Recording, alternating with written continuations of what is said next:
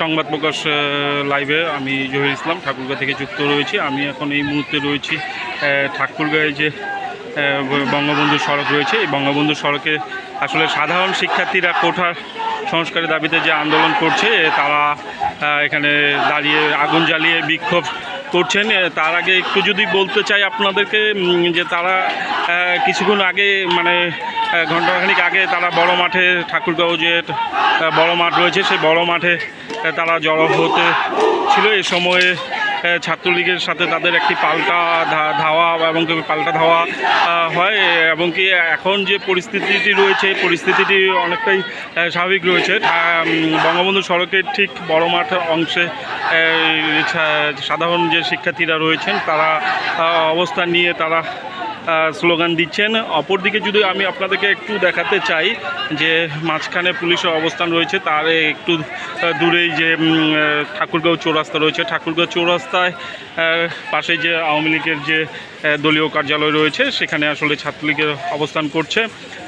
আমরা এখন এখানে দেখছি যে আসলে সকাল থেকেই বিভিন্ন শিক্ষা প্রতিষ্ঠানে যে শিক্ষার্থীরা রয়েছেন যে তারা জড়ো হয়ে তারা এই কোটার সংস্কারের পক্ষে কোটা সংস্কারের জন্য স্লোগান দিচ্ছে এবং কি তারা এই মুহূর্তে রাস্তা বলক করে রাস্তায় আগুন জ্বালিয়ে তারা স্লোগান দিচ্ছে।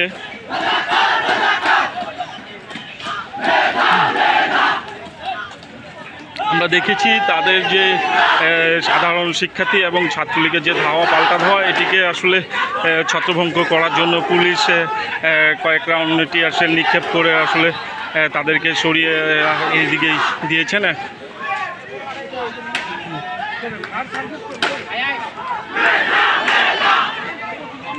আমরা দেখছি যে এখনই যে সড়ক রয়েছে বঙ্গবন্ধু সড়ক, সেই সড়কের আসলে এক পাশে আন্দোলনকারীরা তারা অবস্থান নিয়েছেন, আগুন জ্বালিয়েছেন। ঠিক আমার এ পাশে রাস্তার যে চৌরাস্তা রয়েছে সেই চৌরাস্তার দিকে আসলে পুলিশ এবং কি তারপরে পুলিশ রাস্তার মাঝামাঝি রয়েছে। এখন বলা চলে যে পরিস্থিতি অনেকটাই নিয়ন্ত্রণে বা শান্ত। তার কিছুক্ষণ আগেই আপনারা দেখছেন যে রাস্তায় ইট পাটকেল পড়ে রয়েছে। এটি আসলে দুপক্ষের মধ্যে যে ধাওয়া পাল্টা ধাওয়া, এই সময় আসলে ইট পাটকেল ছোড়াছুড়ি হয়ে যায়। আর আমরা দেখছি যে আসলে ঠাকুরগাঁয়ে যে বড় মাঠ রয়েছে সেই বড় মাঠে তারা প্রথমে অবস্থান নিয়েছিল এবং কি পাশেই যে ঠাকুরগাঁও সরকারি বালক উচ্চ বিদ্যালয় রয়েছে সেখানে শিক্ষার্থীরা এখনও অনেক শিক্ষার্থী অবস্থান করছেন। আর আমরা দেখছি যে রাস্তার পরিস্থিতি এখন থমথমে।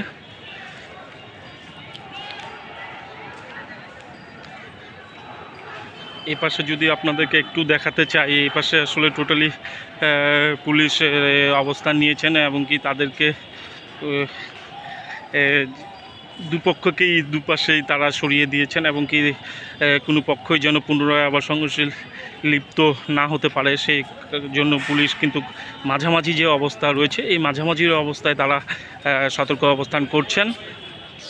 আমরা যদি আপনাদেরকে দেখাই যে আমার ঠিক এ পাশেই কিন্তু বিক্ষোভকারীরা রাস্তায় আগুন জ্বালিয়ে তারা স্লোগান দিচ্ছেন এবং বিক্ষোভ করছেন। ঠিক এ পাশেই যদি আরেকটু দেখাই তাহলে এই পাশে দেখবেন যে আপনার আইনশৃঙ্খলা বাহিনী সতর্ক অবস্থান রয়েছেন। পরবর্তীতে এই আইনশৃঙ্খলা বাহিনীর পিছনে আবার যে আওয়ামী লীগের দলীয় কার্যালয় রয়েছে, ঠাকুরগাঁও আওয়ামী লীগের দলীয় কার্যালয়, সেখান থেকে আসলে ছাত্রলীগও অবস্থান করছেন।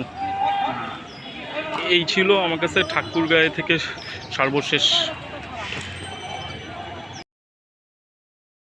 সংবাদ, ফিচার ও অনুষ্ঠানের জন্য ভিজিট করুন সংবাদ প্রকাশের ওয়েবসাইট এবং যুক্ত থাকুন ফেসবুক পেজ ও ইউটিউব চ্যানেলের সঙ্গে।